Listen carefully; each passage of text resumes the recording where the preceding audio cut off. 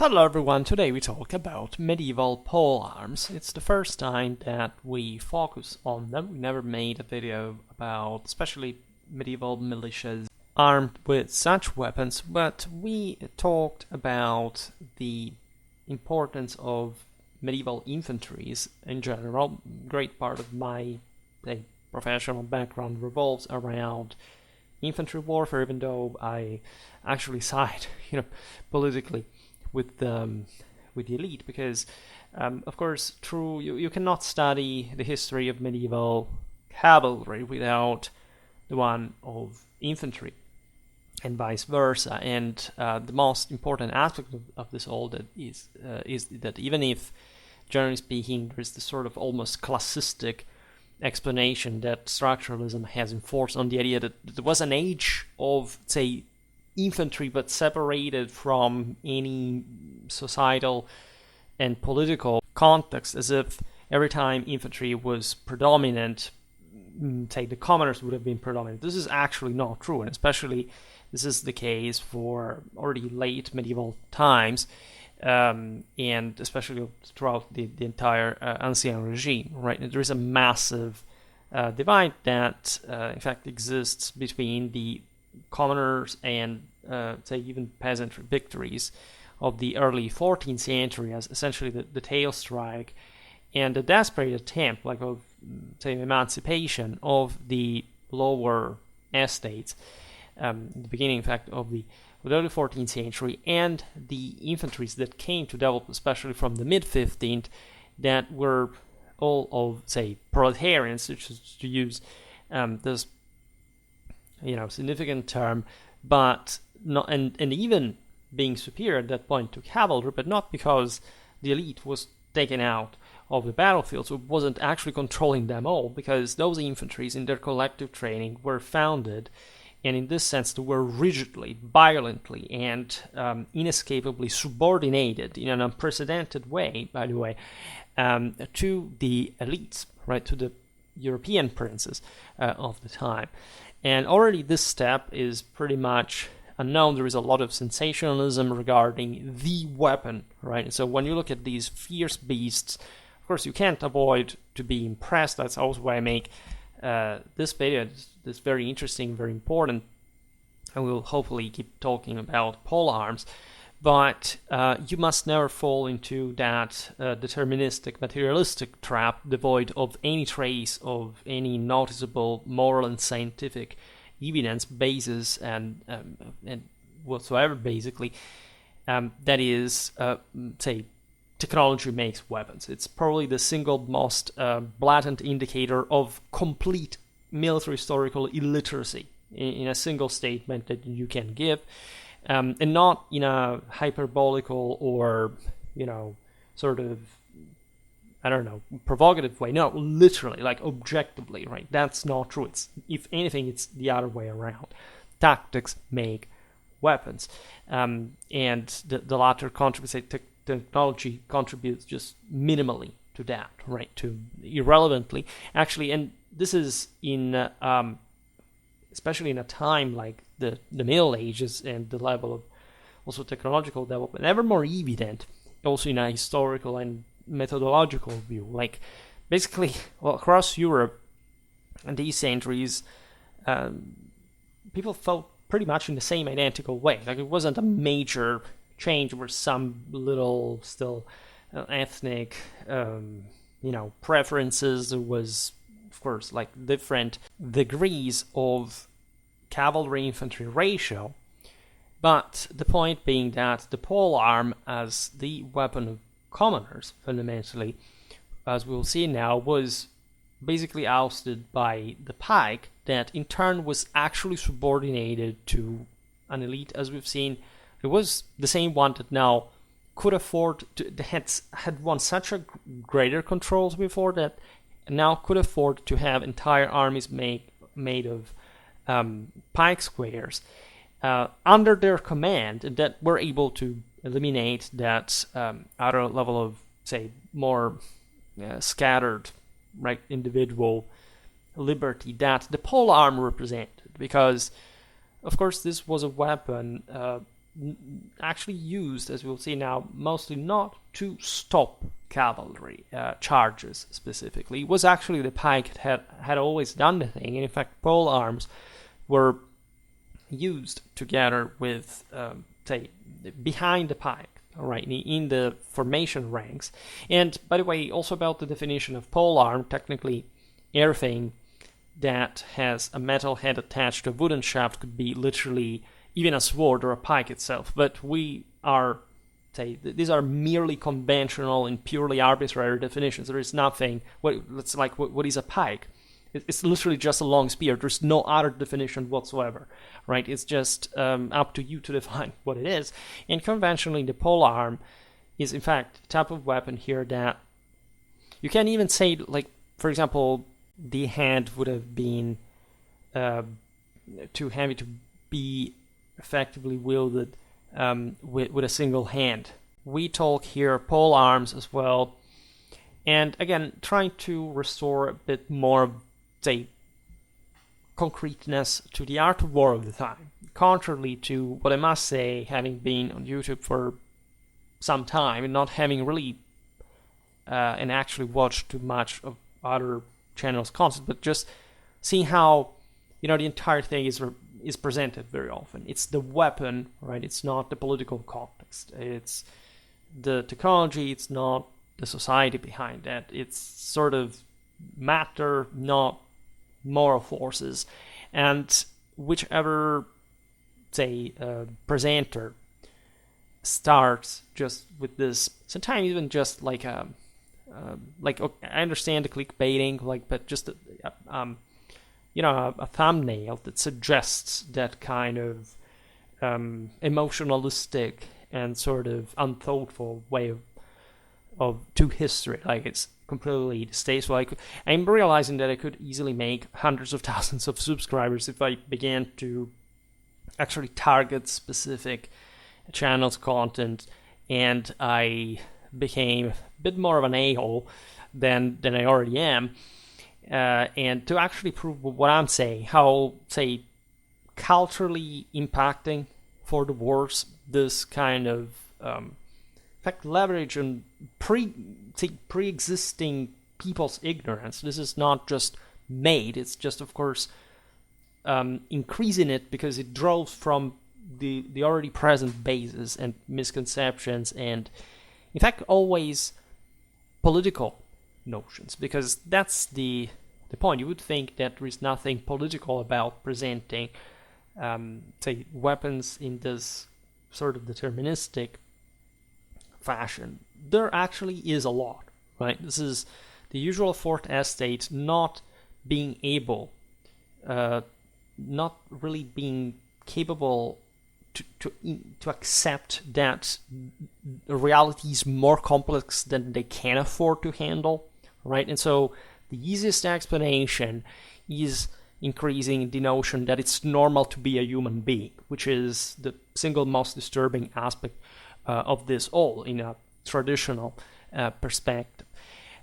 Naturally, and this goes along with identitarianism, like if you associate one weapon to one people, that very often was also backwards, and that instead has been celebrated because, say, they once scored an infantry victory also in a completely peripheral political and strategic context. Oh my god, these are so cool. And then ignoring literally the single most advanced military systems existing at the time, literally next door, and actually just reducing this to the one sort of view, say, the narrow sort of individual perspective and not the collective one that warfare gets down to, and the reason why these guys were literally crushed in the broader development of the art of war. So it's much more important than you think to get these things straight and right. So how to introduce the topic of polearms? Well, there is one aspect I find interesting, and is connected instead with the at least more classical chivalric idea of the Middle Ages. Is still somehow hierarchically preserved, and so the fact that the knight's sword is often considered the quintessential weapon of the Middle Ages, and so evoking the martial spirit of the era. In many ways it's true, that in my medieval knighthood playlist I made multiple videos about the importance of the sword in its archetypal, traditional, symbolical meaning, all one properly with the physical, with the material, and in fact technological one blended together. This was the alter ego of the warrior, and it would evolve to reflect that incredibly high level of individual professionalism that was also in that at that level of that military level, however bent also to a collective fighting that was in fact by precedence more important, which is kind of obvious when you look at the medieval cavalry charges in all their effectiveness. But when we want to look at something most authentically medieval in weaponry, we should really look at the polearms, because albeit not really being born in the Middle Ages, they sort of developed in this millennium in a parallel degree in the history of the art of war, and would have also as a consequence a profound influence on the development of military technique. Polearms, right, really marked the way to medieval war. We actually underestimate how polearms had been existing since the ancient world. We have there some, other mental imagery that unfortunately was equally twisted by, how history is being commonly presented to us, for different reasons. There is no doubt that the ancient world was, first of all, more primitive and less developed in the first place. We often don't realize this so much. There is a bit this mythology that, how much I love Rome, etc., but we often confuse, in fact, development just by the existence of certain technologies as opposed to how the system actually worked as a whole. And the ancient world was yet to grow in many ways. The Middle Ages, already by the 12th or 13th century, that are in fact the years in which we start seeing these polearms developing, are ahead, right? Are more advanced system. And the polearm appears essentially because of two factors. The first one is the political fragmentation of Europe at the time, and in fact the level of autonomy that you can find in the communes, among the peasants in general, right? And on the other side, the level of richness distribution, the level of per capita wealth that was unprecedented in many areas of Europe compared to the previous millennia, which allow essentially these, as two combined factors, also the lower estates of the population to arm themselves with somewhat effective weapons that were, starting to be complex enough from usually their agricultural tools origin, to add a bit more of metal, to add a bit more of shaft, to sort of increase also mirroring the increase in the time of collective training.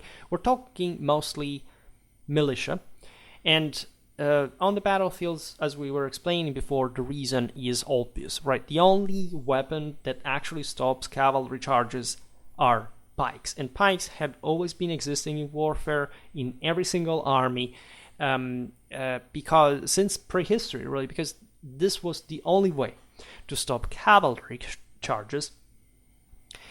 You don't stop cavalry charges with halberds, with bush, with Godendachs. Like, these weapons are in the posterior ranks to the pikes, that, as you know, for a long time in the Middle Ages are actually not capable of successfully stopping cavalry charges without the support of other cavalry, and so making the infantry actually an auxiliary arm to the mounted one, right? In the peak, let's say, of medieval civilization, however, it was an enormous system that unfortunately we can't document to the greatest part, because our better documentation starts exactly with the moment of the crisis at the end of the 13th and the mid 14th century. Was immense, huge, something leviathanic in a demographical sense, also in terms of material wealth overall, right? Again, we're still in comparable relations to the ancient world, like it's a pre-industrial system, but again, there were some larger pockets of wealth that could provide the militias with this better equipment. And these militias would be most of the times subordinated, in any case, to the higher, the higher estates, and a stronger hierarchy that fought on horseback. And in spite of the striking series of victories of infantrymen alone, right? This is not to say that there hadn't been tough infantries before, or even tougher infantries during the Middle Ages than these ones. We're having in the first half of the 14th century, like this few tens of victories scattered in various areas of Europe, very often the most decentralized ones, some of the least developed, or properly decentralized from the great political powers, talking essentially Flanders, the Ditmarsche, and the Switzerland, Scotland, right? So we're not talking, I don't know, for example, the Italian infantries that still were the most advanced, or places like France, or even Spain was essentially infantry, or even parts of Germany where communal infantries were something. But in fact, in this sort of more fringe area, and this is not like places like the truly underdeveloped ones, like for example the Celtic one, because Scotland actually was slightly more advanced. It was a bit of less of a feudal place than the other, but they were within sort of the capacities to cope with, in fact, the English in open field, and so that's obviously also the examples about Bannockburn, not only. I say this because in the very, very fringe of Europe, in say places like Ireland or northeastern Europe, you see lots of infantry compared to the surplus expressed by cavalry itself. But this infantry was not capable of stopping that kind of heavier forces from the more developed areas. So that's another thing. And so when you look at this phenomenon of the early 14th, most early first half of the 14th century, you see especially a concept of mass, a phalanx, again, the first rank with pikes, and behind it, all these other kind of guys were used to mostly finish off the knights, right, cavalry, when, however, they were this was at its weakest, that is, when the cavalry charge had been effectively halted, which these infantry still struggled, even when they actually succeeded in actually stopping. Look at Courtrai. The French had basically broken through the lines, just basically the reserve that the Flemish had maintained, still under a knightly guidance, by the way, because the colonists were not able to do this alone. They were not professionals, right? They literally fought with these weapons because they literally didn't have sometimes anything better. So it's actually an enormous picture. But the idea of this, lesser, either commoners or rustics, etc., equipped with this kind of weapons could help, like in this massive fort against cavalry, like opposing like quantity to quality, and essentially hitting hard, especially the dismounted knights, say hitting their horses and their hooves. When the cavalry charge, however, had already been stopped, right, and therefore these guys could sort of counterattack, and at that point acting with these weapons as can openers, right? So from one side you have these type of polearms, but from the other you have also the technological categorical ambiguity here of also just a polearm per se that was used by in fact the commoners that were weakly armored compared to the elite, right? And so had to mostly keep the enemy at a distance with a shafted weapon. And the poleaxe, that is still within this broader family, is, again, it's all incredibly confusing to fully categorize, and also actually it's very uninteresting to do so, these weapons, in my opinion. First of all, because none of us was on a 14th, 15th century battlefield to see, aside from the archaeological evidence and the iconographic one, what an actual medieval army looked like, which but in an actual battle, which is a completely different thing, right?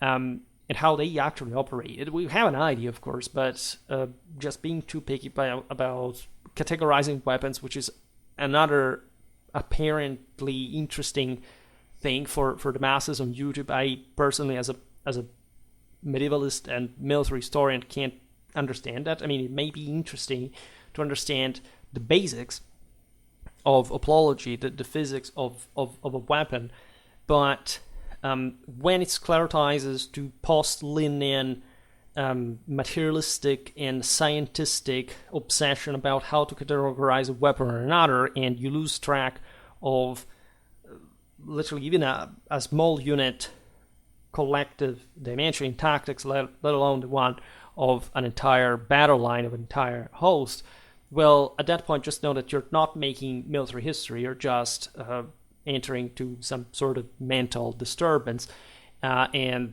the remaining in there is not going to make your life any better. The concept here being that weapons that were to deliver, especially like think about warhammers, that more directly violent blow with shorter shafts would instead be preferred as actually some cutting weapon, like the falchion as well, by actually armored units. And you know that in the 15th century there is an increase in armoredness, and this is true like for the later Middle Ages as a whole. And with that, the necessity that you can see also in the same swords development with the end of the ultra refinement of the cutting force compared instead to sort of the smashing one, but especially these some of these polearms and the necessity of properly like acting as can openers and like forcing armor, and of course in order to kill the very, very well protected guy inside and creating as much devastating trauma rather than an incredibly refined, precise type of combat, which actually could be, because as we will see, the polearms actually combined different types of traumatic function, right? And so you find a very interesting mix here where you realize that some of these weapons in their incredibly poor primitive origin were perfectly and effectively handled by the ultra elite.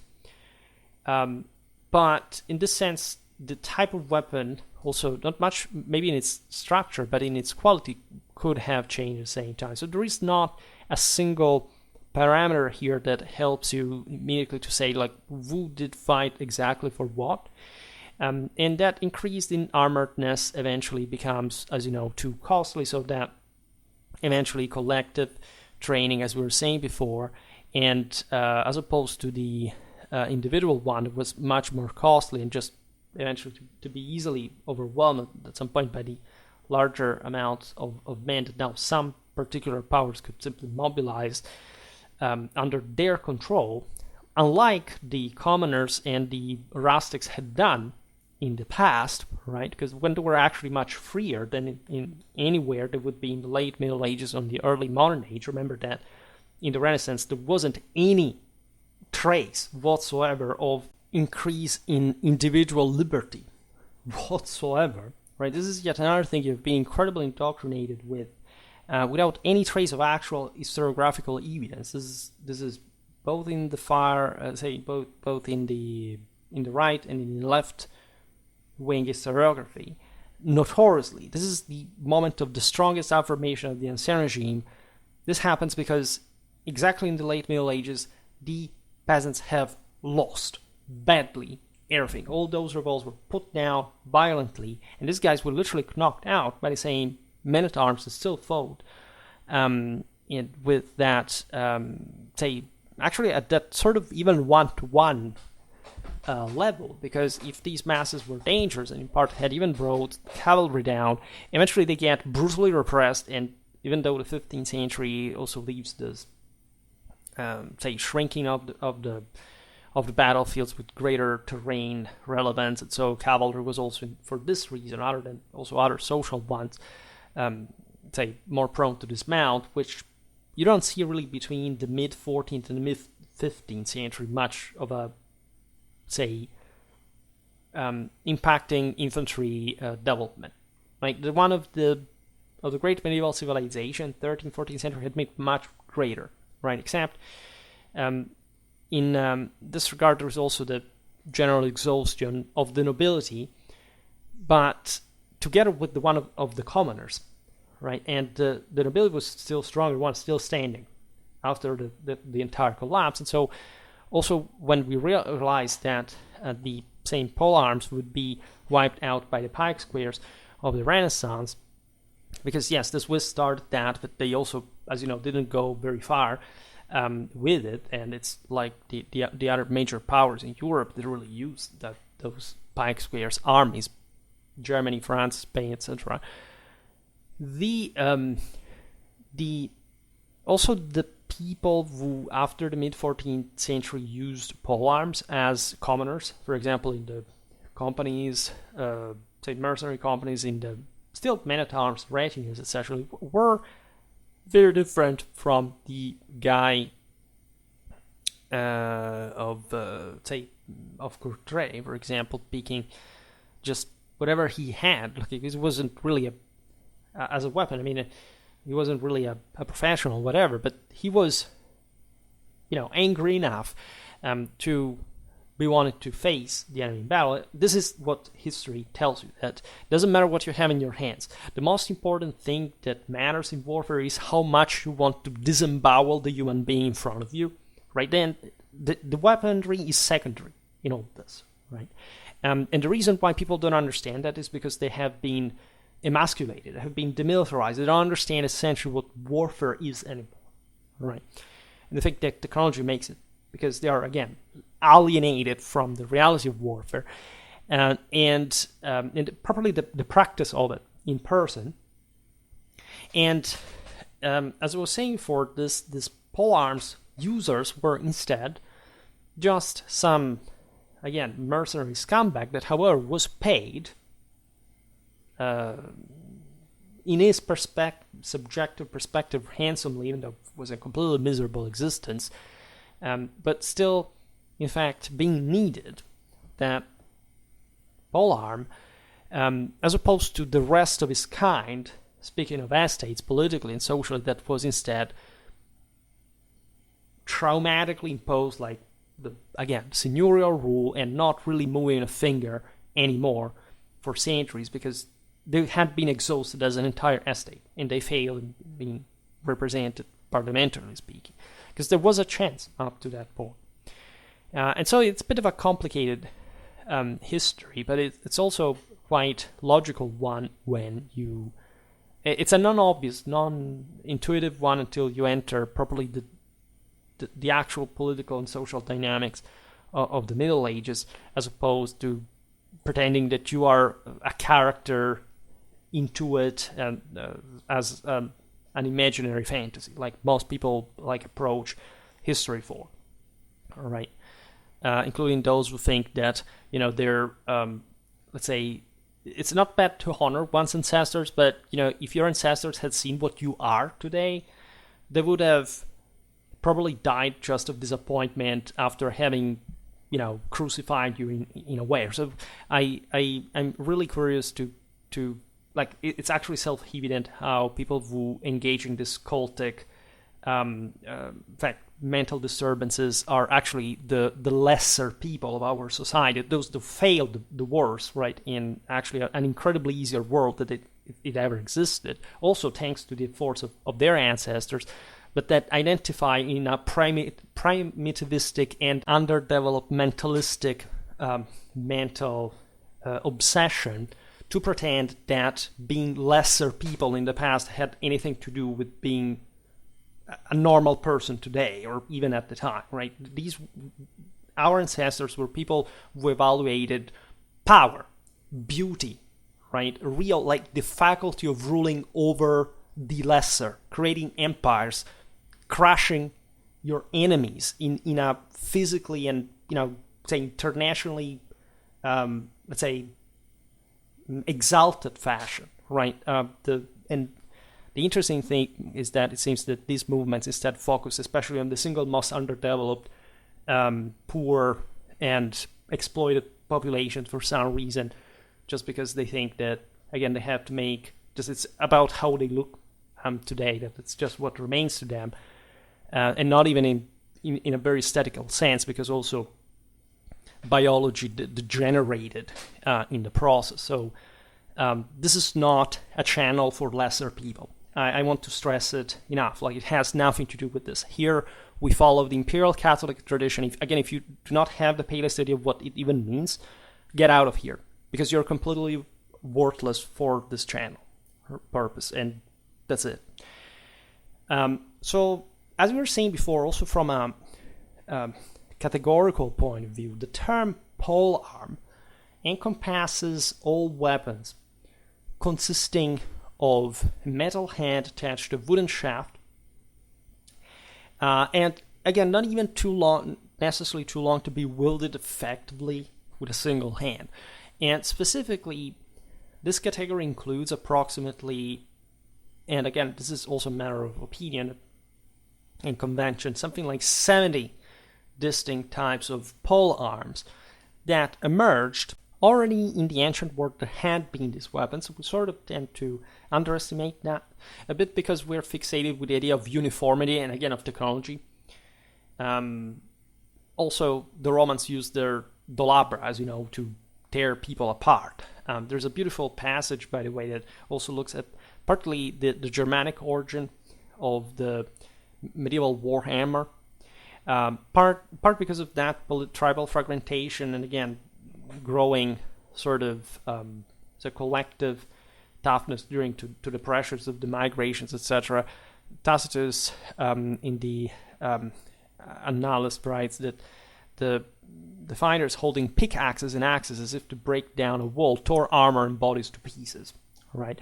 And this gives you already a dimension of what actually part of these weapons would become, especially in, as we said, to literally open armor, right? When, especially in medieval knights that had mostly like developed as cavalry, would and as the ultra heavily armored component were unhorsed, were in this sense also moving with difficulty. It's not really a myth that in armor you move with difficulty.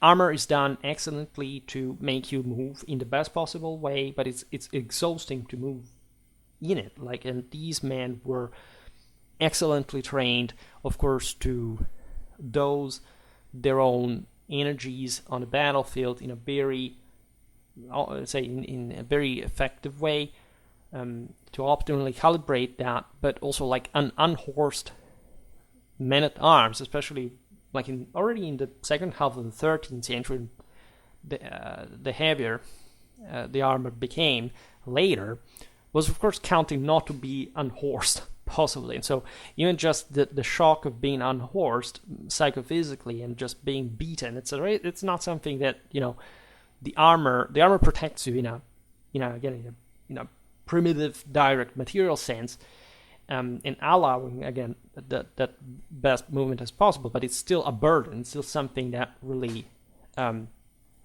adds to the difficulty, to the fatigue there. So there are really beautiful, visions we could have of the employment of a polearm in this context, because this is also where the battle became messier. As you understand, it's in the critical moment, which the cavalry had been stopped, and you go against these other guys. I'm not underestimating here the the polearm versus polearm thing, which was also like a very important aspect, also an underrated one, because normally infantry was stationed on the wings at some point, at least of especially in the major battles of the Middle Ages, of cavalry that was instead in the central corridor and fighting symmetrically with other infantry, except nobody seems to care about what commoners did up to a certain point in history, and so we know dramatically less, but we know this thing was important. It went on a lot, and we know, again, incredibly few about how this fencing occurred. Again, we will talk now about the fencing treatises. A disclaimer, spoiler for everyone, nobody has the palest idea of how actually those people fought, meaning we have a broader concept, again, of what weapons do and what formations were, etc. But you mostly have to study tactics, not individual weapons, to understand how people fought.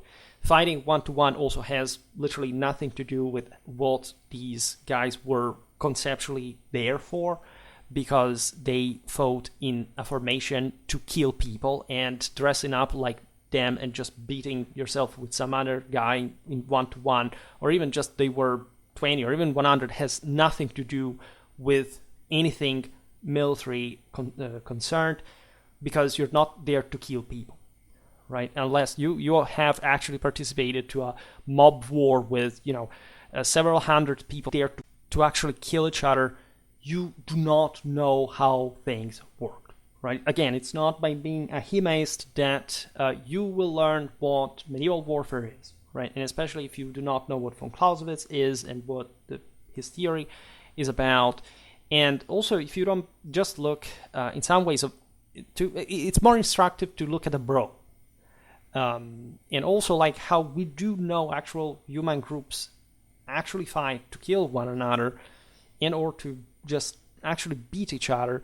That, in that sense, HEMA and most of the, say, connected sort of, say, reconstructionistic like activities can really bring on the table. There is something to it. There's not to say that it's not towards that direction. It truly teaches us something, but it has nothing to do with you understanding medieval art of war, right? Because I also have had my share of experience, unfortunately, with those communities, and the level of military historical literacy is equal to zero, right? And again, beating another person, even in sometimes harming heavily, has, unfortunately, also whenever this more rarely happens at a broader collective level without actually any trace of military discipline or even purpose for that. Again, it may be interesting in some ways. It can show you something, like, for example, how easily exhausted you get after just a few minutes of hand-to-hand combat, but it doesn't tell you what medieval battles were actually like. And forget about that. Right? It's just like saying, I don't know, I have so many examples from that. At some point I will make a video to explain it more thoroughly. But just know that, no, HEMA does not mean to be a military historical expert, and even less an expert in the art of war. Now, one may assume that the polearms were primarily used in this fierce, sort of very close combat, like when raw strength and uncoordinated blows would prevail. This is in part true, especially again with the shorter hafted weapons. But contrary to this, the majority of people who use polearms, as we've seen, were pretty vulnerable, bodily speaking, and they were actually to employ these weapons in a more nuanced sort of strategic fashion, just like, of course, like the elite would in parallel, because they were weapons that could cause devastating damage to heavily armored opponents. In this, I should point out another fact that wielding a polearm is a much more complex thing than, for example, using a pike. Right? The problem of the pike is not using the pike. Actually, when you look at Renaissance warfare, pike fencing was incredibly rough, right? Like incredibly simple in many ways, because what really mattered there was collective training, was maintaining that formation, and just as always in warfare, it's mostly about the force that pushes the most. The guy with a polearm was thinking, in fact, in that civilizationally more primitive way, say in a societal context for which he would have had to use this polearms in something that tended more towards the individual. That would be the later, for example, pike. And so there were more functions connected with the polearm fencing that, again, reaffirmed the idea that the greater, say, at least the individual training is inferior to the collective one. They can't coexist. And the polearm, in a sense, is something in between, but still mostly used by militia in these centuries. And despite the tumultuous and crowded nature of these battles, it's noteworthy that cumbersome and unwieldy weapons, such as those in fact fixed on a pole, were surprisingly prevalent and instilled fear, because there was that level of voyeuristic ethos that tended to wield, in fact, this massive weapons at some point, and that required all that sort of also physique and rage and anger and hatred that, of course, make especially the third person of the Clausewitzian Trinity, the people, right? And their primordial hatred. That is actually what characterizes the people, contrary to what, of course, the Fourth Estate propaganda has told you, that politics is irrational. Politics in the Clausewitzian theory, of course, is reason itself, right? And the most reasonable, at least, of all the societal elements. The military loves gamble, right? It said people hate and must give that sort of overall, like, cheap support, because, of course, you don't win just by hating, right? You must learn how to fight, which is a much more complex thing. But in many ways, channeling let's say you may have the technique to channel that force, but if you don't have that force to spend, you also can't win with higher means and even knowledge, right? We saw this all in the Von Krieger series. So as time went on, we noticed that for the necessity of standardization, polearms would decline, ultimately giving way to units comprising exclusively of pikemen. And again, the polearm would never sort of fully disappear from the battlefields until properly musketry took over. But there is, even in there, as you know, in NCOs, like, there are some parade polearms, etc., that had their own function, including the one, for example, of pressing the soldiers from the posterior ranks, not to make them flee, and, I don't know, cutting their head if they did so, for example, which is always very interesting. And in fact, perhaps the most interesting thing of polearms is the actual physical damage that they cause. Like, the polearm was characterized by Fiore dei Liberi. It was, as you know, an arms master from Friuli, the late 14th, early 15th century, as heavy, cruel, and deadly. Right? This is from the Flos Duellatorum in Armis, and Fiore was talking specifically of the warhammer, right? How many brains literally exploded because of these weapons? Well, yeah, that was a thing, even when you wore a helmet. That was the actual point of it, right? And you do need, as you understand, also brutal force. Again, that's how these weapons, as we've seen from Tacitus' German's description, had emerged from. Is that the individualistic warriorism for which, you know, if you're both a tough guy from this, you know, hard stocks of peasants, of farmers, etc., you will not understand much about how to array like a battle line, or to think politics complexly, but you can surely break the spine of another human being with this kind of weapons. That you can do. And so that's how these troops were in many ways used. And the warhammer especially is fantastic because it causes gruesome wounds.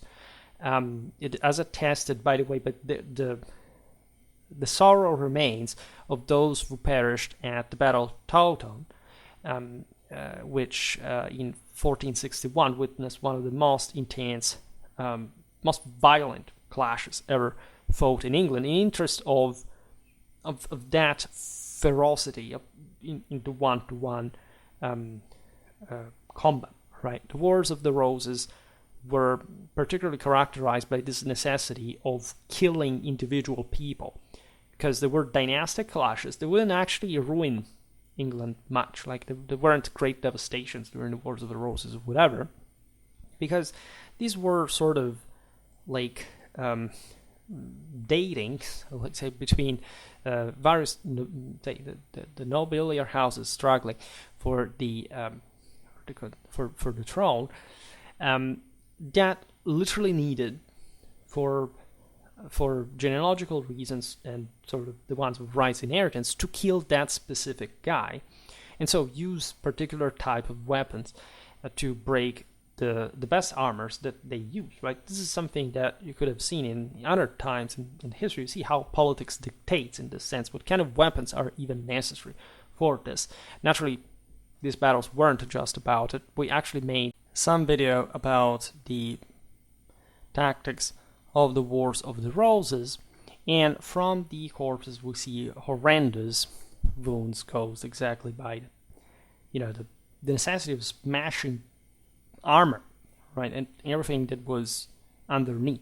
Right, you may not, also with sport, like you will not necessarily break through it, because part of these weapons, the warhammer, like the spiked ones especially, were probably meant to just stick that spike deep into your brain.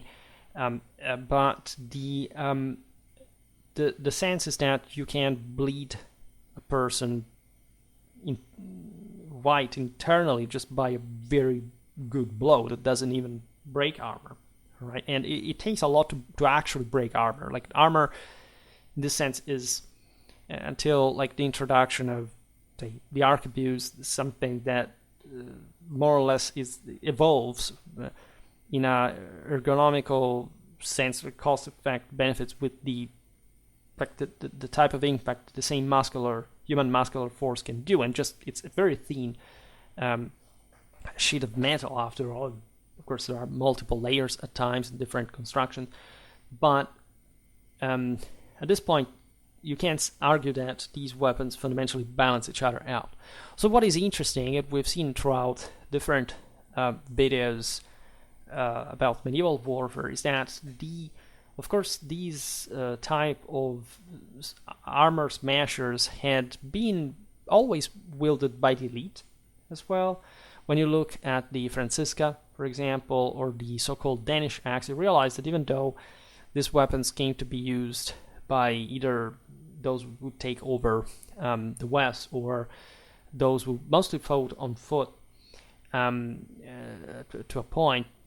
Just made a video about the Battle of Dyrrhachium, by the way, something about the Varangians, were actually, and respectively, Roman and Frankish weapons that these peoples had been, the latter peoples had been using mostly because they were the most armored ones around, and so left the model for these other societies. In some ways had also come to be very similar to them in terms of aristocratic wealth distribution, so the need to just, again, as a host Carl, to rip open the chest cage of a person with a single blow, even when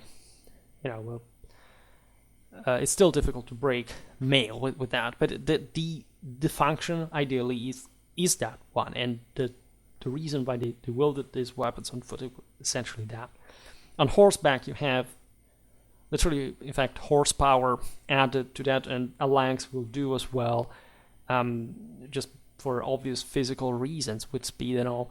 But on foot it's different, and in fact, this is also what we're mostly looking at for the aforementioned reasons, like at the end of the Middle Ages. Notably, the aforementioned Flos Duellatorum in Armis is just one of the numerous medieval fencing manuals that have been preserved. And upon examining these manuscripts, replete with detailed descriptions accompanied by illustrations of combat techniques utilizing various types of sidearms, a more nuanced, dynamic, and astonishing picture emerges.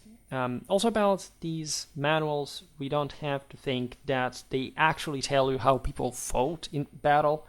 In many ways, these sources are, as reliable as some battle accounts, which means not much sometimes, or at least they don't actually, they're not even supposed to be telling you how things really went, because that was not even their purpose, right? So there is all a criticism to this, and I will be not making it in this video because it's already too long. But just know that, again, fencing manuals in many ways, at this age especially, are not really, and even just by the expressional form meant to explain you how reality really worked.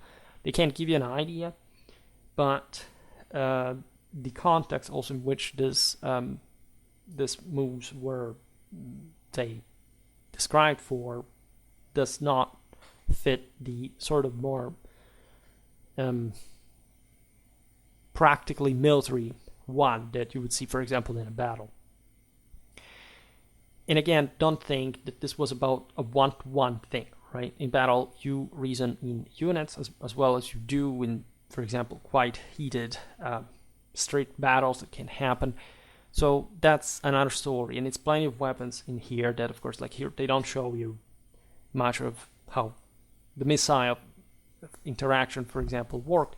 And even if they did, such explanation would never be meant to be a reality simulator, especially to the point of you being able to understand what a medieval battle actually was, and especially down the line, right? That is the thing that we see the least of all, actually, in medieval battle accounts, and also guess why? Because it was the least relevant of all. How battles were won and lost.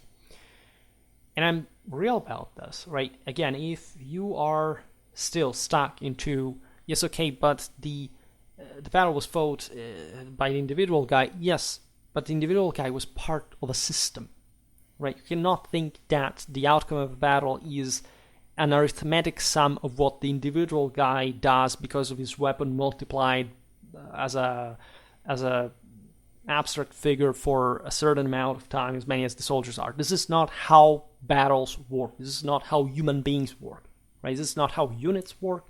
This is not how units are made, like internally, also depending on, we're talking which kind of men are deployed where, and also most things we literally do not know, and it's not written in fencing treatises, including how these units were organized internally, right? How a battle literally took place. If you watch any of my video about battle, say historical battles, tactical reconstruction, and I specialize in that, you know that it's normal not to know a very big deal of how the battles went down to even medium unit size information, right? So give up, right? You'll not fix it by starting from the individual guy who you do not know even what happens, let's say, at a company level, right? That's not how warfare works. It's just an obvious hierarchical consideration of importance. It has nothing to do with what people think. Let's stop this senseless idea that everything that people think has value. Some of it has, like a very few of it. All the rest is not worth it. It's not because we're invested in any sort of social activity trying to recreate these things that this has any value, right? It's mostly about your problem, about thinking yourself something that you can't be and being frustrated with it, right? People who know the actual evidence, who studied this for a lifetime, immediately spot that of you. So you can maybe make an effort of similarly lesser people, but again, that's your problem remaining at those abysmal standards of humanity. Experts do not belong there by definition. And there is not a conspiratorial theory about the historian that never moves his back from the chair. You can hear it in the background. That trying to defame you because you are the actual good one who knows. No, that's again a fourth estate or mental illness started in the 19th century. Entire evidence suggested diametrically opposite reality, just like elementary knowledge does. In any case, what we're saying before about, in fact, even the complexity of these weapons is you can grasp it from the same structure. And again, that's not what will make a battle won or lost, right? For all those comments under, say, YouTube videos saying, "Oh, what does happen if I have 500 men equipped with this weapon and this other 500 men equipped with this other?" That's not real. That's not happening. The moment in which they realize that one is is a worse idea than the other, the system changes and adapts. That's the entire history of warfare. That's how warfare is regularly fought, even at these levels of symmetry that existed at the time. But never mind. What really is interesting is understanding the sense how complex it was and understanding the scale of complexity by that kind, but humbly realizing that we do not know anything about it. How, say, the capacity of replicating that as an individual skill, that's conjectural. And if you were not born and raised in the 14th century and took part to a battle, you haven't the palest idea of what you're talking about by scale. It's not that you don't have any palest idea of what you're talking about to use that as a guy dressed up in the 21st century, poking yourself with another guy. That you will know, and you will know an interesting set of things. Again, mostly getting down to the elementary physical obviousness, right? Including the fact that every imbecile can get himself killed with these weapons. That warfare has a very different meaning. And a careful examination of polearms reveals, in fact, the complexity. The considerable complexity, to say the least, involved in their usage on the battlefield or also in a duel. Duels did exist, but again, the reasons why they happened is a different story, together with the motivation, the mindset. You do not have that. Get over it, right? The best way to get close to that mindset is to leave the weapon aside and studying actual history books. Because it's a wall. There is no shortcut to the deterministic, materialistic side of the story. Sorry, again, this is a fourth estate mental illness, and I'm not going to fuel it. Moreover, it's clear, and it becomes really so, that while it was indeed necessary to possess strength to wield polearms, it was, of course, not solely a matter of brute force. Also, that brute that we described before, breaking the other guy's spine, would have done so in a much more skillful way, together with, again, animal strength, than, in fact, right, by wielding these weapons today, not being in his shoes, even though some of them didn't even have those. And that should teach you something. Go out there walking on rocks and on thorns without shoes, right? That will teach you much better what medieval warfare was about, right? At least in certain contexts, and I can make some other equivalents to this level of brutality than spending your time with a halberd in your hand. Polearms were designed to cater the needs of infantry troops, as we've seen. You couldn't use them on horseback even, except warhammers, like these shorter ones that are single-handed weapons, of course, and in that case, assigned weapons, right? And the infantry find themselves pitted against more skilled and professional cavalry forces that dominated the battlefield. So we've seen how they gradually approached that capacity of even just withstanding a cavalry charge, which was not even to be successful, right? There are instances in medieval warfare in which there is some infantry that faces cavalry, charges an entire day and then breaks at night to get the hell out of the way before being cut down and being chased, right? And remember, it's pikes that make the magic against cavalry in the front lines. And cavalry will charge into pikes. That's the point. It's not the weapon. It's about the solidity of the infantry. They would launch some test charges on various sections of the line. They would spot which one was the weaker, and they would essentially charge into it. And these guys behind, especially, would try to shift themselves along the line where the enemy cavalry was charging. So there is always that low reciprocity. Think about the Scottish skilterns with these guys like in the inner part, like behind the pikemen, moving around as the English cavalry circled, like bolters around the formation. That's the kind of thing. And if the infantry was weaker morally, that's the difference. The cavalrymen would smash the hell into the pikemen, right, and cut them to pieces. Right? You see, like, certain bodies physically not existing anymore, just being launched away like sacks of potatoes. And infantrymen required thus weapons that could effectively engage and neutralize opponents who fought on horseback, wielding swords and spears, while also being capable of piercing their formidable armor. So you stop cavalry charges with pike, but then when the knight is unhorsed, he will likely still be dangerous and also combative, and or maybe capable of simply running away. And so you need someone who goes there and literally puts an end to his existence, or can take at least disables him in a way or another. And again, the myth that the Middle Ages was a less bloody way of war, it's a complete myth.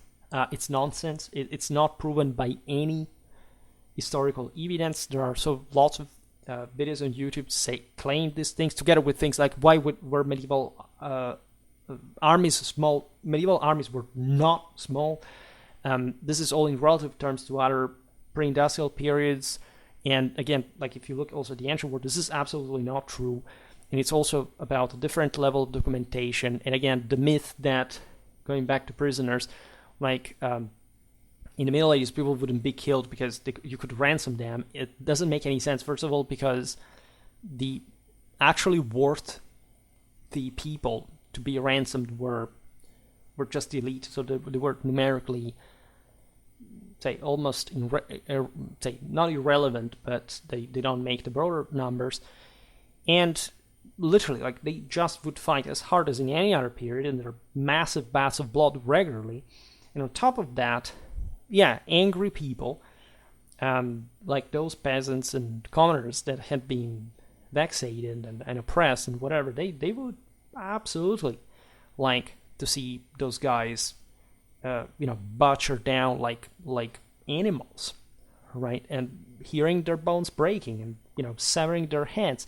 This happened all the freaking time.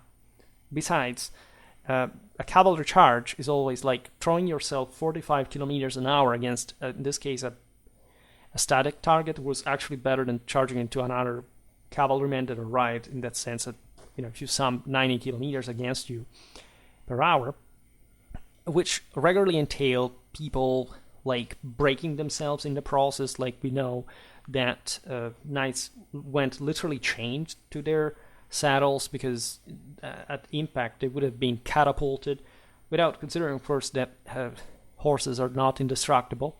They punch, they bite, whatever, but they are selected, especially as war horses, stallions overloaded in testosterone, like into smashing into things and destroying themselves physically as well. We know this happens normally in the trees.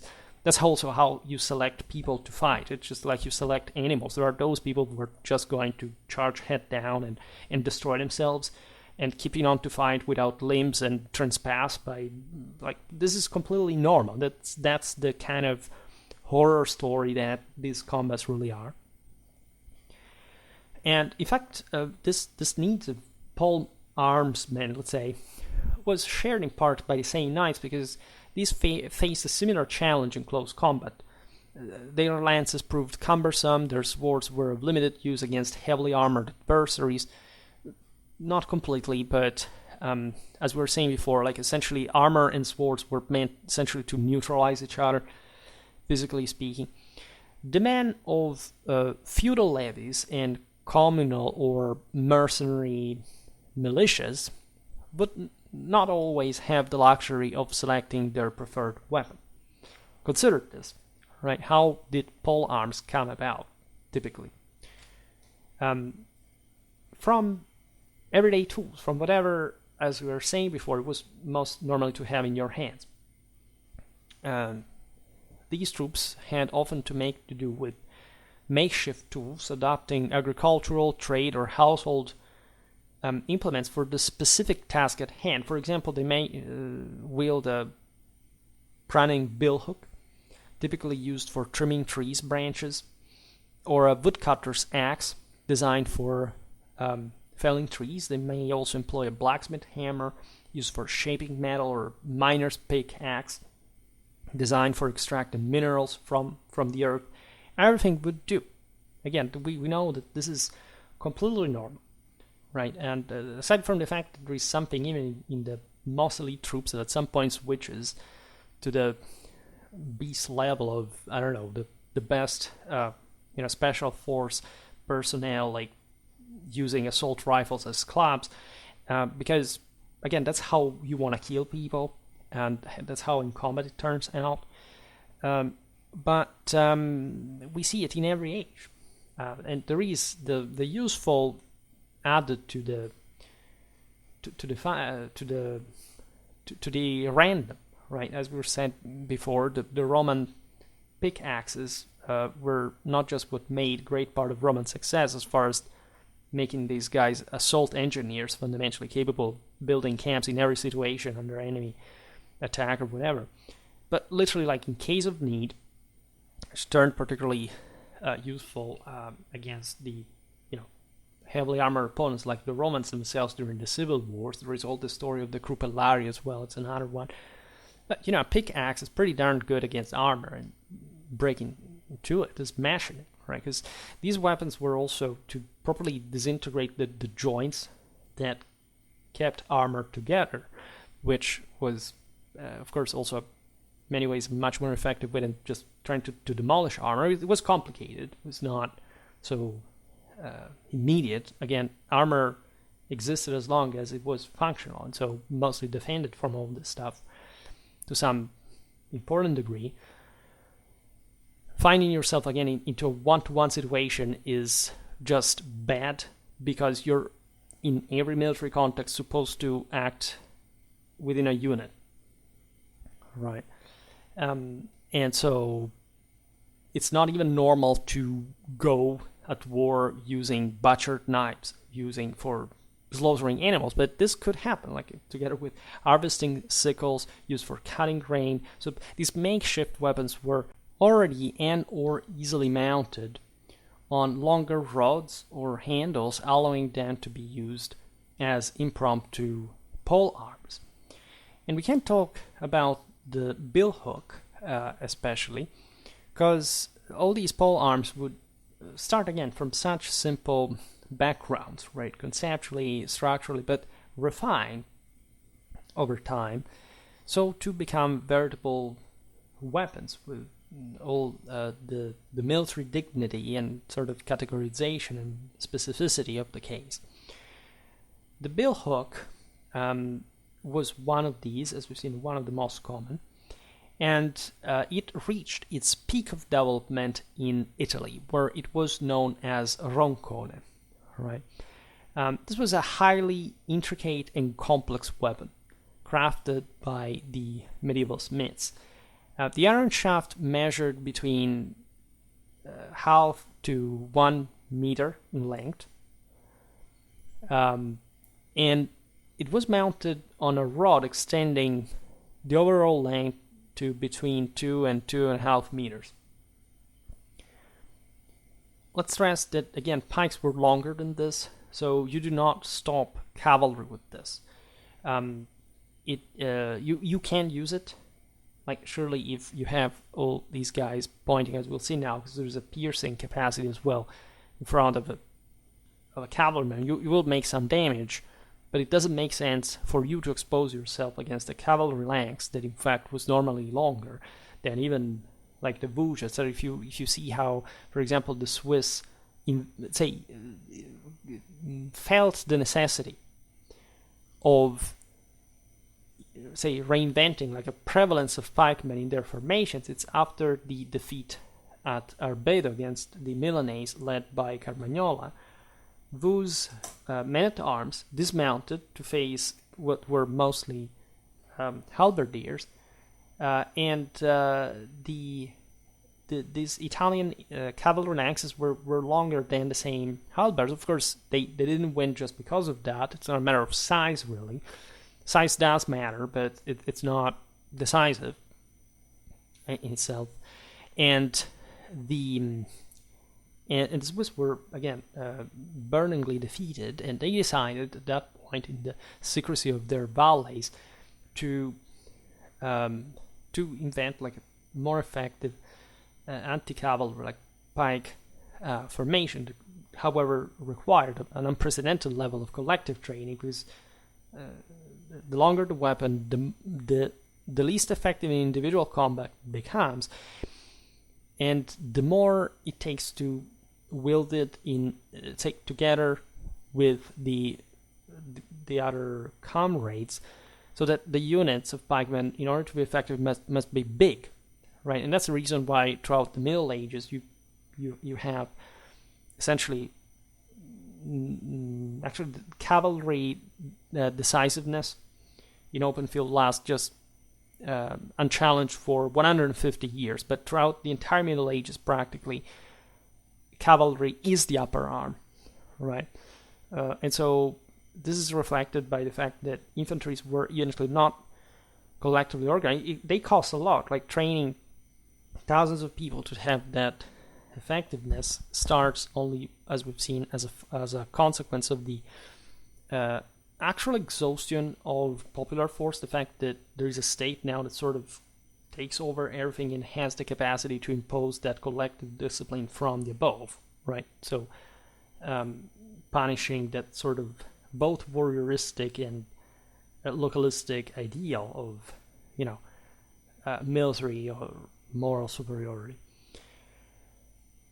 So the Italian rancone is very interesting, because the section of the shaft is rectangular in shape, designed to essentially maximize strength while maintaining the same weight as if it were a circular shaft. And this design also allowed for a safe 180 degrees rotation of the weapon in the hands when transitioning between different functions. In fact, the rancone consists of several distinct components that highlight this multitasking structure.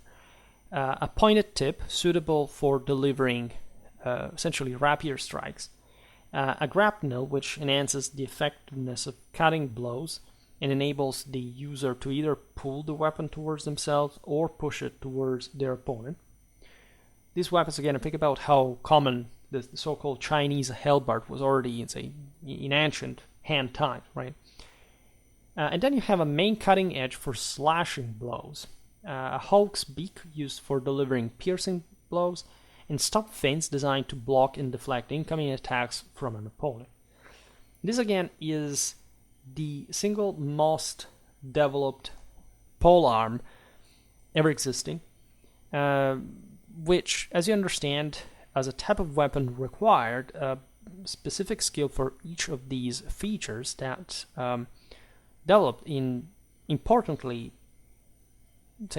contexts, right? This is admittedly something that, as we were saying before, functionalizes mostly in the 15th century, not in the age of bourgeois and rustics fighting simply with what they found, but more proper to professional retinues of even, again, a commoner part of these companies, and specializing in the use of these weapons that, again, were dramatically effective against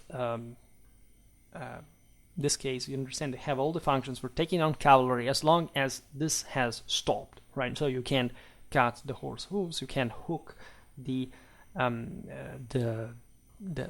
rider, you can do really a lot of things. You can have a complex fencing set of options that interact with one another. And again, all the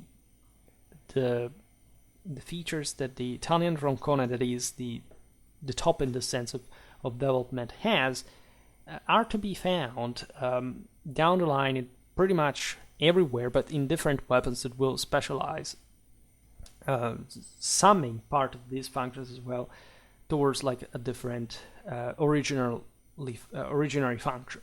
All right, so everything was refined in a more or less standardized way. The Middle Ages, the late Middle Ages at this point go on.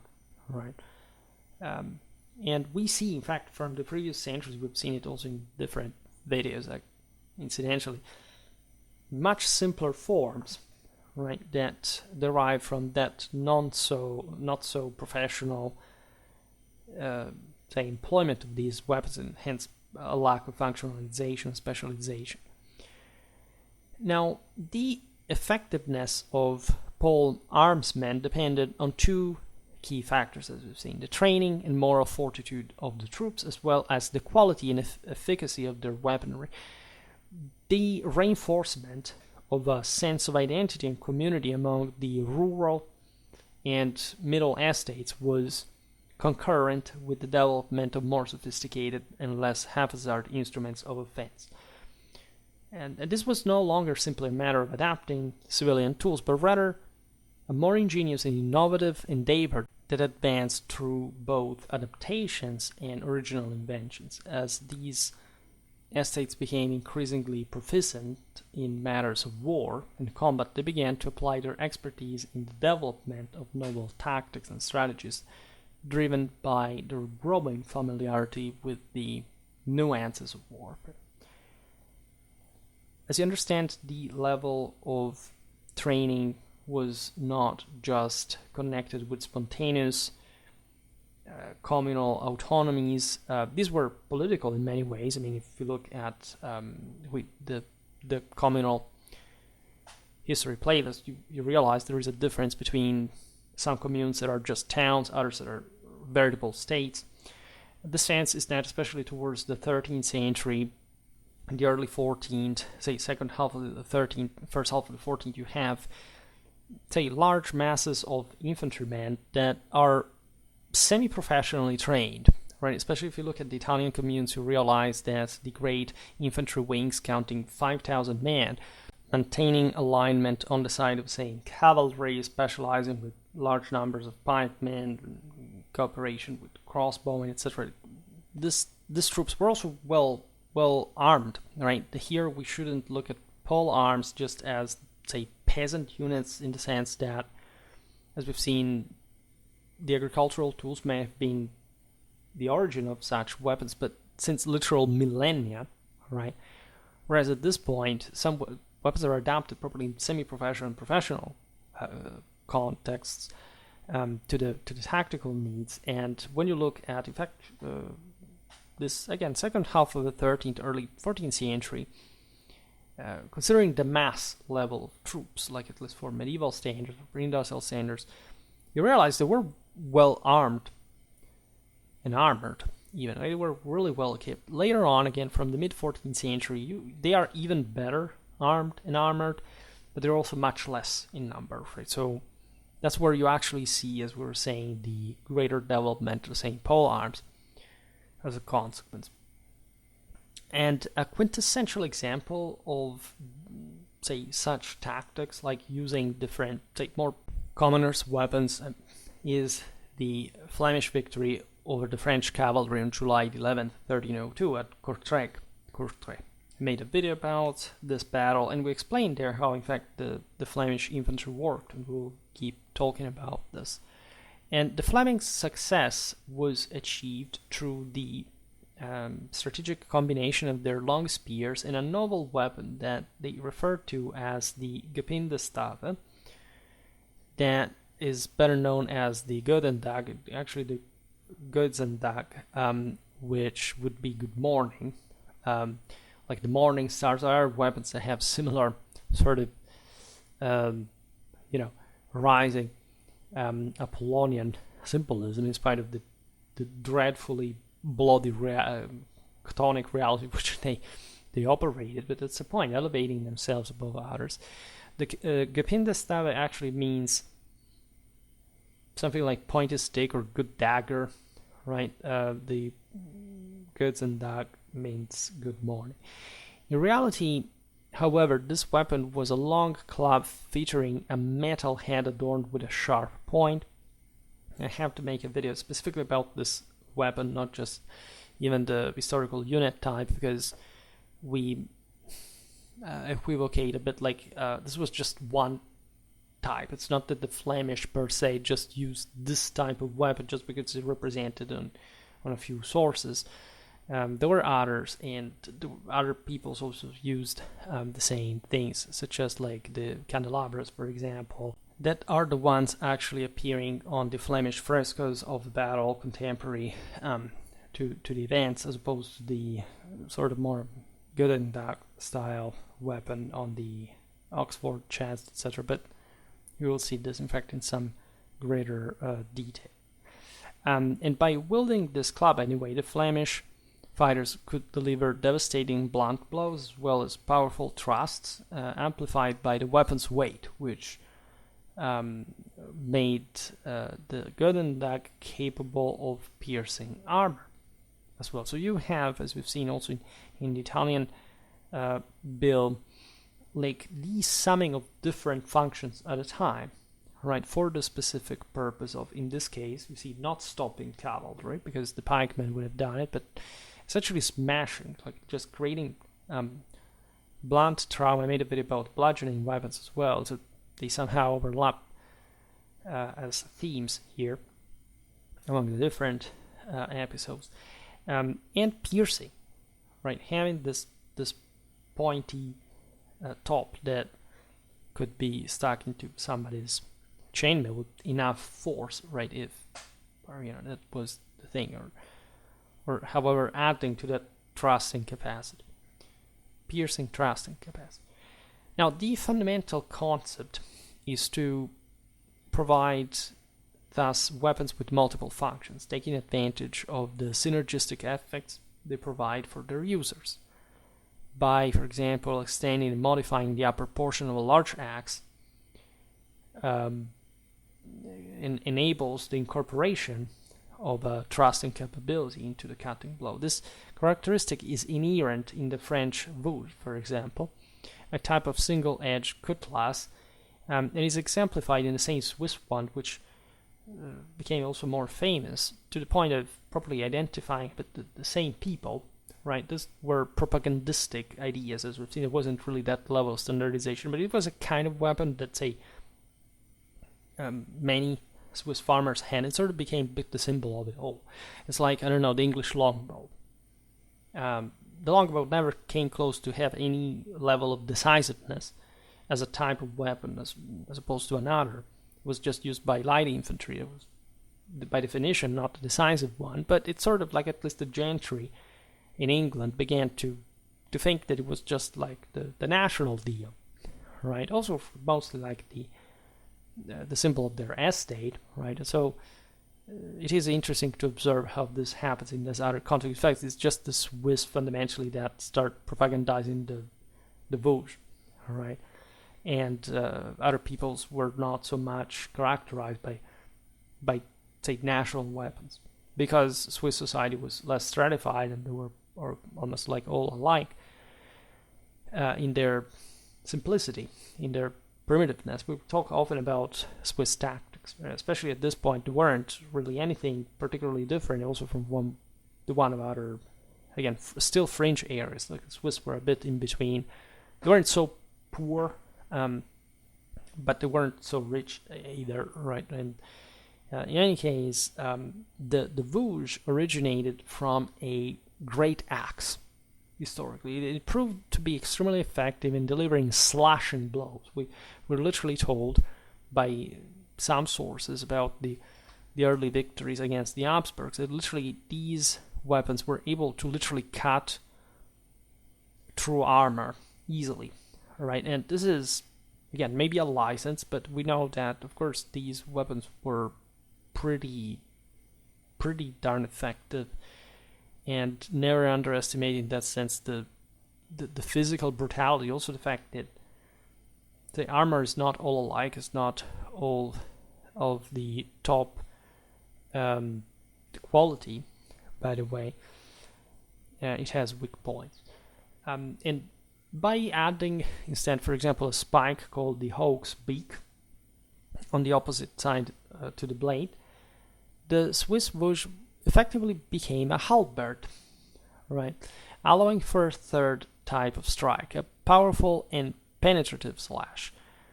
And pole weapons thus possessed the capability to engage poorly protected troops or unharnessed horses with cutting blows, while also being able to pierce the armor of the knights, even as the latter become increasingly well armored.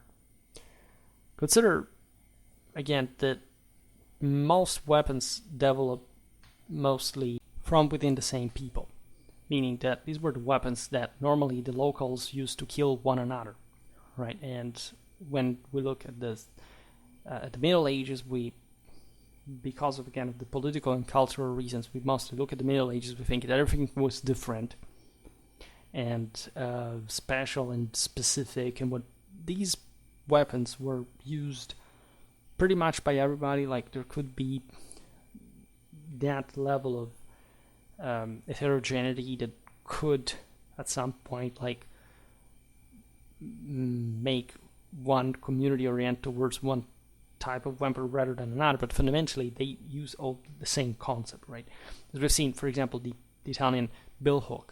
It had this sharp curved blade called the raffia, which stands from scratch, basically, from an etymological point of view, which enabled the wielder to hook their adversary and then to rip away their flesh or pieces of armor by pulling the weapon towards themselves after passing it behind their opponent. This concept already existed from millennia, right? And you see that the Italians here developed, by the way, more than other Europeans, but other Europeans had the same concepts. In order to have that, you have to be dependent on a sturdy pointed hook, as it allows for the unhorsing of knights and the subsequent finishing off of enemies already rendered helpless on the ground. And this depends mostly on the society that produces these weapons, rather than the concept in itself, because the concept in itself would have embryonally remained pretty much the same over time. In the first half of the 14th century, as we've seen, the medieval infantry, in some cases at least, had sort of emancipated themselves from the inferiority complex towards the aristocratic cavalry forces. Their success can be in part attributed to their improved weaponry and skill in employing them, but extremely far from being the decisive factor. During this period, pole arms had reached maturity, we can say. No surprise, because as we've seen, this was the peak of medieval civilization and also the well-being, at least in a organized political sense, of the same commoners' communities. And polearms would distinguish themselves at this point mostly by their considerable length, as we've seen, averaging 2.5 meters, but also the weight ranging from 2.5 to 3 kilograms. Anything more than 3.5 kilos would have not effectively used in combat. So it's actually a very heavy weapon. These two indicators are telling us respectively longer shafts, greater collective training, heavier weapon, like greater, say, wealth in all sense of the individual. You don't find this level of effective collective capacity from autonomous communities later anymore, right? Things change later. And due to the bulkiness and specific requirements for training, the pole arms were at this point not easily adaptable to impromptu formations either. That's why it's so important to stress here how still politically relevant the communities of commoners were before the collapse of the mid-14th century. The extent to which the infantry mastered the various functions of pole arms, as well as their ability to switch between different techniques during this intense melee combat, remains unknown, but we think to have been high. Otherwise, we would have not seen this large amount of evidence, right, of indicators towards the directions we highlighted. There is in fact evidence of individual training and techniques used by infantrymen. The examination of martial arts manuals from the time reveals this actually slightly later, as we were pointing out, in a time in which probably also those crafts were needed to be treasured because they were being lost in part, and that's actually also the reason of some actually romantic depiction of what we see in these treatises. Primarily show us authors primarily focusing on universal principles, in fact, rather than providing specific instructions for mass combat, right? This is particularly relevant because if you think that there is something more important than that, you're basically losing contact with the political and social as well as the military reality of the time. For instance, Filippo Vadi's De Ars Gladiatoria de Micandi, written in the late 15th century, so pretty much at the end of all this journey, emphasizes the importance of intelligence over strength in combat, which is kind of obvious, right? So it's primarily a matter of moral forces rather than material resources. It's also likely that the collective nature of medieval combat benefited from the exchange of instructions and techniques among well-trained individuals. There had always been some specific masters also acting as NCOs for these units, and more usually it had been knights who had provided the commoners with the capacity of actually withstanding against heavy cavalry, because they, for example, the Dampierre Counts of Flanders were fighting for the autonomization of their own country, and at that point rebelling with mostly true commoners, and so having to ride the wave, right? The emphasis on individual combat during this period, this later period, like the 15th century, can be attributed, as we were saying, to societal factors, right? The fact that actually most the communities had been demilitarized, and so combat was narrowing down to something more, say, formally describable, but also mirroring this colorization in the variety of this weapons usage compared to the previous centuries. There was, for example, the use of judicial combat, also known as judgment of God, to resolve certain legal disputes. I made a video, some of the earliest ones in Schwerpunkt, about the likely judicial champion depicted on the grave slab of Malvern Abbey.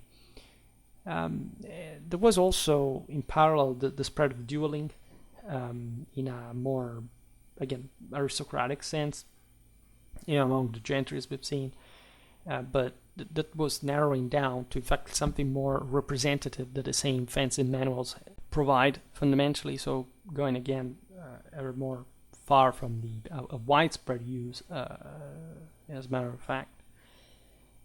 This situation seems paradoxical for our modern perspective, but this is true. Like, courts could acquit a defendant and postpone judicial combat to allow them to prepare adequately, and even permit the use of champions who would argue on behalf of the contestants.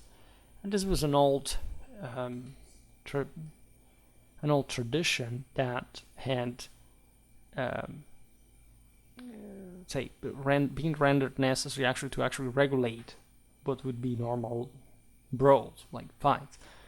Among the, say, the Germanic practice, especially, this was an old thing. Well, Indo-Europeans had, but mostly during the Middle Ages, there had been the Germanic takeover. The elites had been also, when they weren't even Germanic, but they had sort of Germanized in their juridical practice, thus introducing the reintroducing the judgment of God or ordeal, in order to settle private disputes, particularly in cases where there were no eyewitness to the alleged crime. This method was not well suited to the Latin legal tradition, because this had tended to have a stronger state that could control pacify much better the system. But again, the political fragmentation after the Roman Empire sort of degraded the state and rendered the system much more perturbed. And notwithstanding this incompatibility, judicial combat gained widespread acceptance throughout Europe, particularly due to the influence of the Longobards and the Franks. And these combats often took place in public venues where large crowds gathered. It was a show, actually, and a way to properly sanction the legitimacy of the same. It was about the Imperium, like Wu One was doing so by the greater value of the investment when they were fighting through champions, or just like with the individual skills, like a single the private individuals directly participating to combat. And by resolving conflicts through combat, this method helped to prevent disputes from escalating to prolonged feuds. So it was not the best, like actually some of these same rulers had expressed like a very negative opinion of this practice, especially the most enlightened ones that were in fact achieving like a more orderly collective system. But in fact, the latter also was far from a statal completion, and so you couldn't really control the use of violence at that level, and this was just a compromise. The Church, although claiming to condemn the practice as an affront to divine justice, eventually tolerated it because of the same reason, like that after all, the Imperium was a thing, and there were better ways to resolve disputes, but at least, like, if the two were that brutal, like, at least God would side from the better one, in a broader anthropic sense, and so hopefully like contributing also to the Christian order. In reality, the right of the strongest party was often upheld. Notably, the party that had been wronged had the option of choosing the weapon used in the combat, and a study of procedural documents from Burgundy reveals a preference for auctioned weapons, with warhammers being a popular choice, as in the case of Malvern Abbey, a British one instead. And this is exemplified also by a 16th century illustration depicting two halberdiers engaged in combat, which I inserted also in the video. Which, of course, is totally normal, and consider also this aspect that knights, especially men-at-arms, the professionals of war, were trained regularly to be proficient with any kind of weapon. And so there was properly a taste in this multi-skill, and so even if, as we pointed out as a leitmotif of the entire video, what really mattered was the collective dimension, the idea is that you would have had to start anyway from the individual one, right? It was the basic level, and especially for a full elite professional, the sense was that you would have to be skilled in the usage of every weapon, if anything, because it could happen to you having to use just that one in combat. That again is something unpredictable, and that may make you, for example, without choice, like just finding this weapon on the ground from a dead fighter, whatever. It's everything could happen, and knights, men-at-arms were all about this.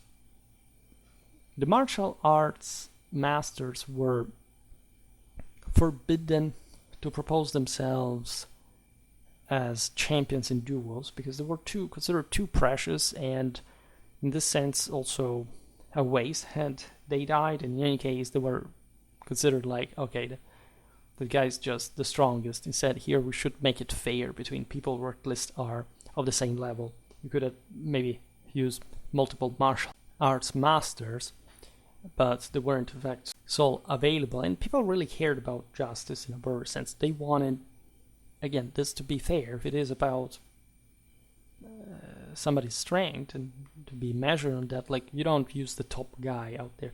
By the way, the fact that we know of these laws from the later Middle Ages obviously tells us that the martial arts masters were of course becoming something more precious in relative terms because there were less people able to fight, right? Because the population was getting demilitarized at large. And of course, in the past, like, what is a martial arts master, by the way? It's basically just a guy who knows how to fight, right? So in the previous centuries, it would have been much easier to find so many different, say, more militarized individuals who were those kind of masters, simply because that would have been the standard of a warrior, or at least of somebody just barely above, right? So the sense is that you don't say using champions at a point can be, especially in a strictly judicial sense, not that fair. And those martial arts masters who participated to these duels that could be, of course, like held against the law and just privately. That was the main problem. Again, they were trying to regulate it to avoid exactly this. Were heavily sanctioned as well. So, among the measures implemented to curb the frequency of bloody encounters between private individuals, a ban on teaching martial arts was instituted as well in cities such as London, Paris, and Heidelberg.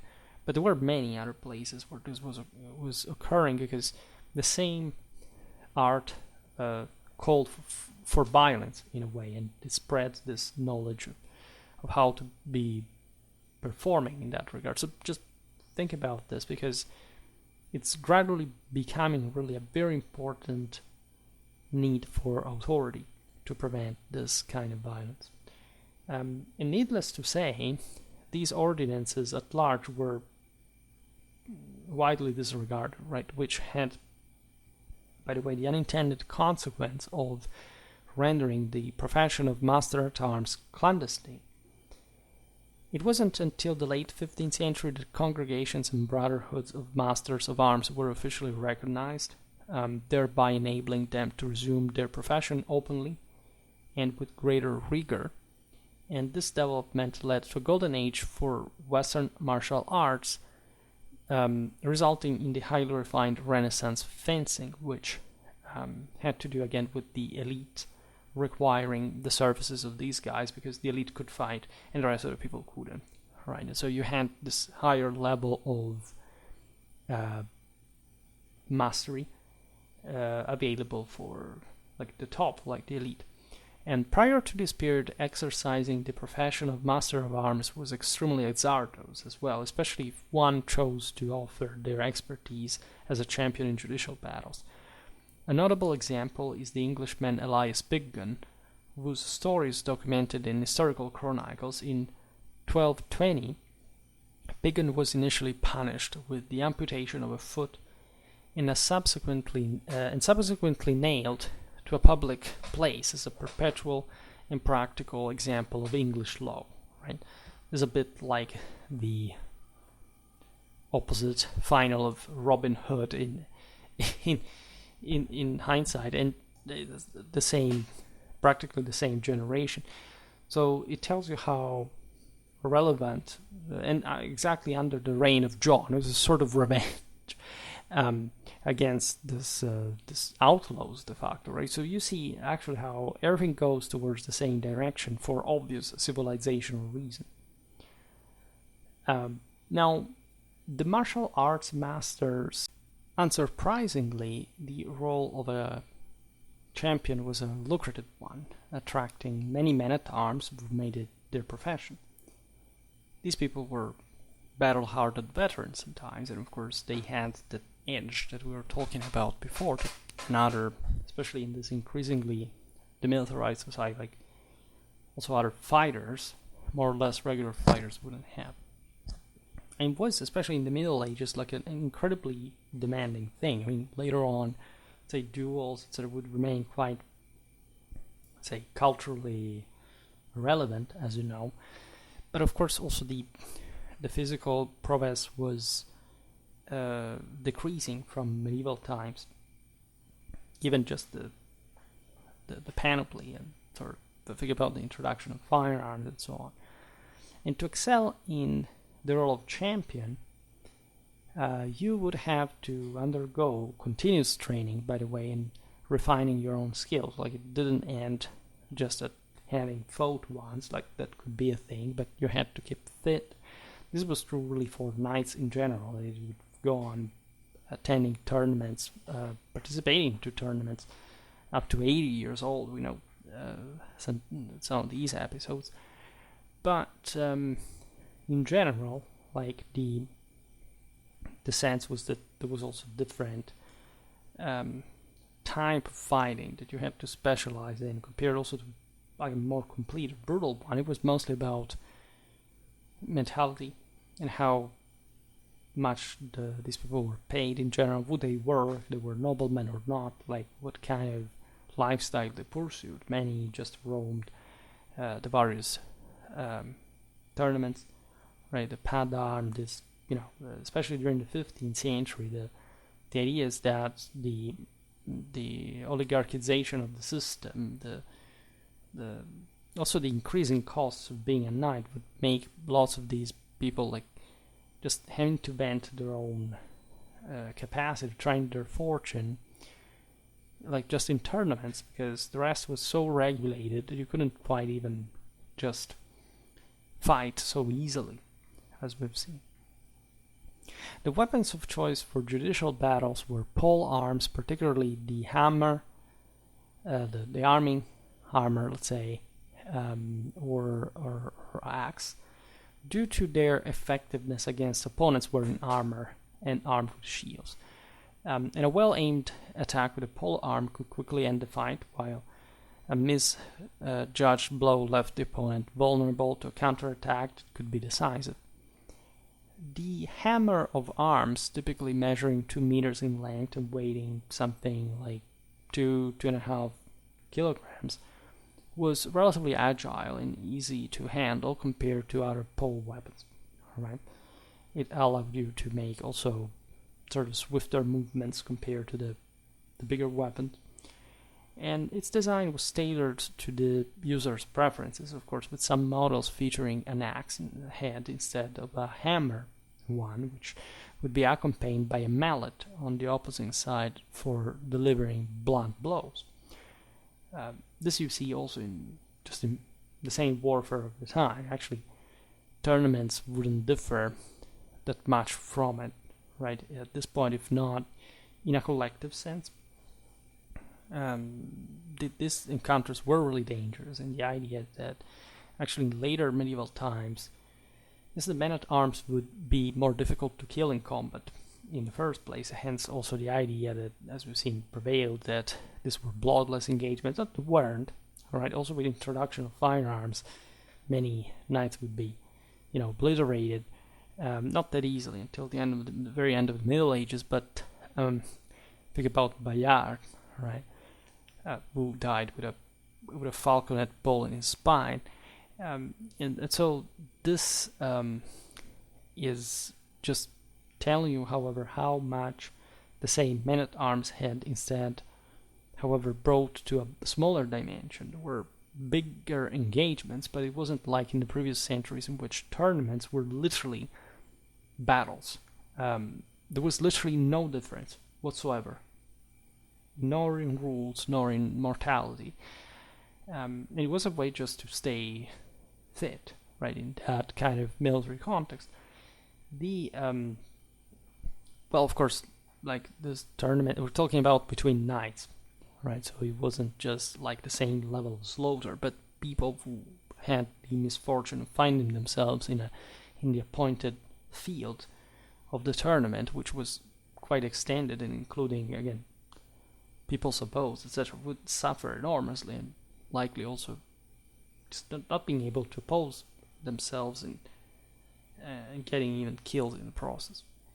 Additionally, some warhammers, speaking of the tournaments, came equipped with a disc-shaped washer on the shaft, providing greater protection for the wielder's hand.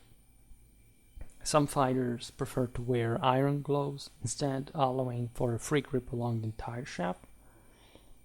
The metal head of the hammer took the form of a cross shape, with the vertical axis running between the horizontal axis. This cross-shaped design served as the primary defensive element of the hammer, used for parrying opponents' blows and hooking their weapons. Everything gets ever more metal stuff, because this is the top, again,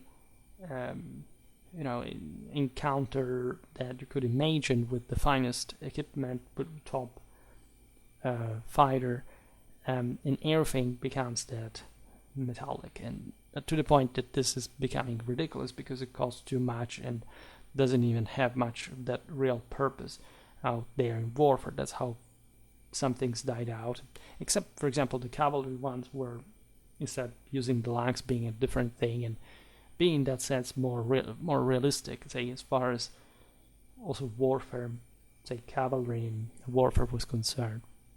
The lower end of the hammer shaft often featured a secondary tip known as the tail, used for surprise hits, let's say. And in fact, the characteristic of the hammer is really, it has multiple uses. For example, it also evolved from a working tool. And the hammer was particularly valued by the cavalry because, of course, of the blow from a bow, simply smashing as a secondary weapon, right, really, and coming from really going over somebody's head on foot. And it was handy also in combat because on horseback, as it was smaller, like it was very effective against armored opponents, also into knight versus knight combat on horseback. It was pretty handy.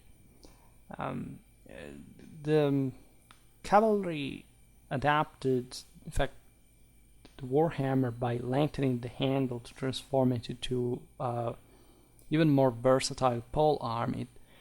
When you look at Maurice of Saxony, for example, like we are in the first half of 16th century, you see how even such important historical figures were often depicted as being armed with a hammer. So there was all a connection there with the baton of command, but not only. This was a real weapon that was used at that level of elite combat. The sturdy steel connecting the head to the wooden shaft ensured a solid construction. Crucially, only a well-calibrated weight enabled the effective delivery of blows, so it required all a very specific technique. And the best hits were capable of incapacitating, of course, an opponent. The piercing tip of the hammer was formidable, with few armor or shields able to withstand its impact because it was very circumscribed. And the weapons combined ornamental elements with functional details, as well as a tactical surprise. The knight could also use the hammer to deliver a thrusting motion, which reflects the complexity of the structures. Could evolve and be customized in the other weapons. And the hammer's popularity in medieval martial arts treatises on pole arms led really to its designation as the protagonist of these texts, like a rich iconography of duels with halberds and similar weapons suggests that the choice of weapon ultimately depended on the individual combatant's personal preference. The treatise is also proving that there wasn't really much of a game changer, like you had to be driven enough and skilled enough, you could make it with different weapons. The treatises describe fencing techniques that are both sophisticated and rich, yet also effective and practical. As in modern martial arts, the medieval combatants employed a variety of combinations, levers, throws, parries, and dodges, followed by immediate counterattacks. However, these techniques differ significantly from modern-day fencing, as they had as their primary objective to defeat the opponent as quickly and decisively as possible, which was evidently also a reminiscence of actual military employment, knowing how to incapacitate an enemy immediately, hopefully killing him, knowing at least having the possibility of killing him straight away, which at least with an armored opponent wasn't that easy to do. But in fact, there weren't just armored opponents, or at least heavily armored opponents. You could smash in a variety of lighter protections, and speed and agility could be a thing as well. As we said before, like especially the 15th century armor defenses would provide you with the best effect protection ever obtained, but would also make you more tired, and so you had to distribute carefully, like your own resources. In medieval martial arts, guards or posts were not presented as defensive measures, but rather a key position to assume during combat.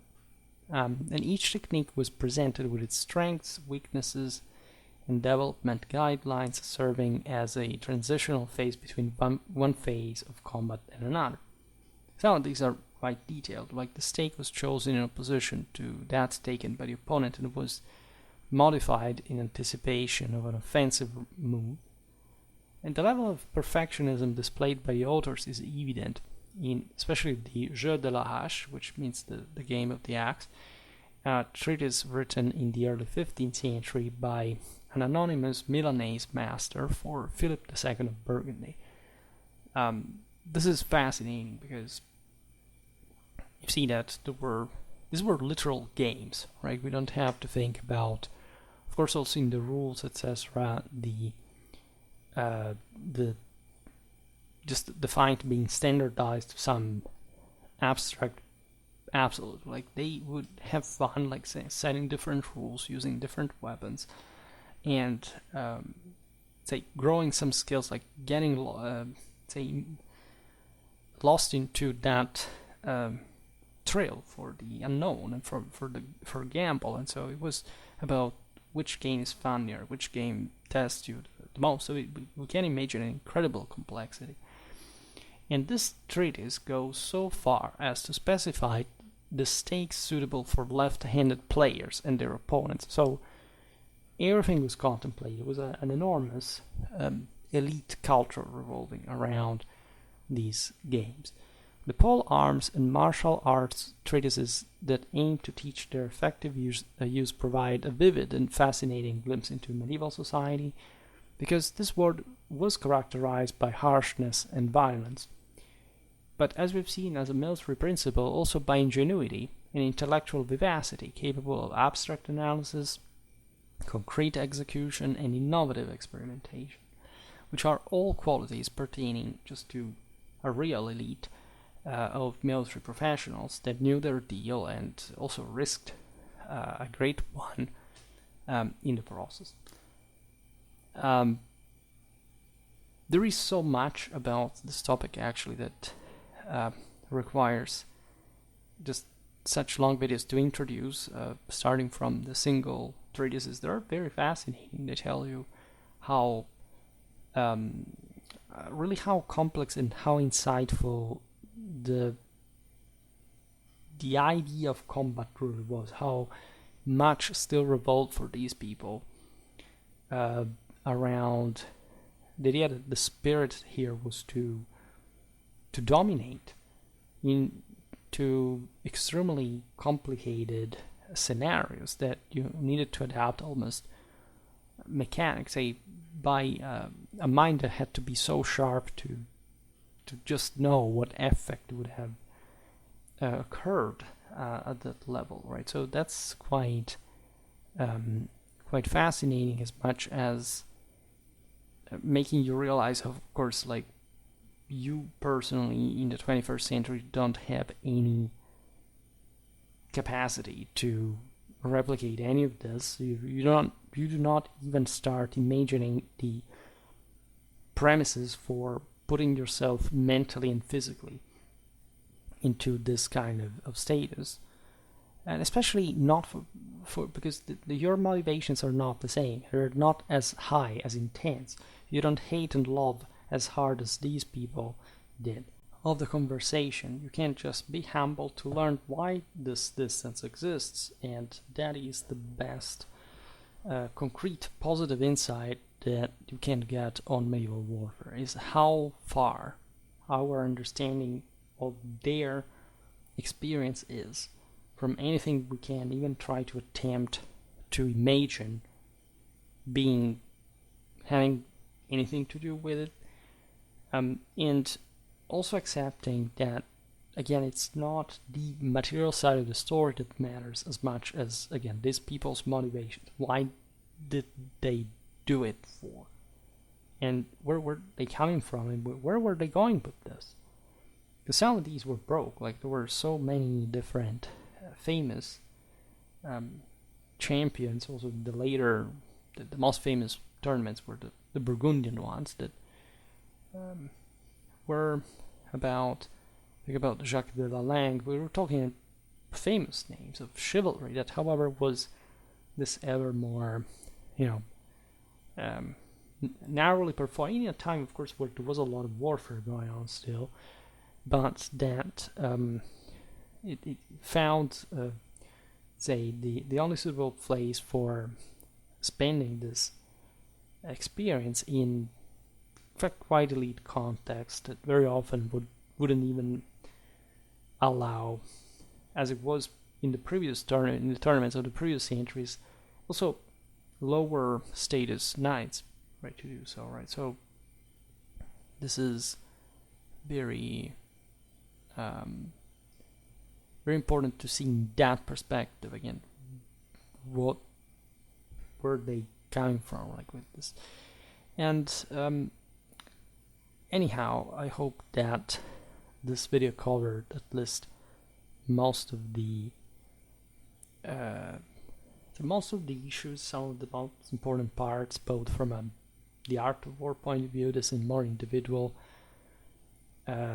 mechanisms, and sort of the general problems with the sources, with the structure type of the weapons, and the general meaning that these had, and at a political and social, not just in the military level. For today, however, I stop it here. I just hope that you enjoyed this video. If you did, please share it. Otherwise, leave a like or subscribe to my channel if you're interested in my upcoming content. As always, I thank you heartily for listening to me. I wish you a nice time, and see you next time.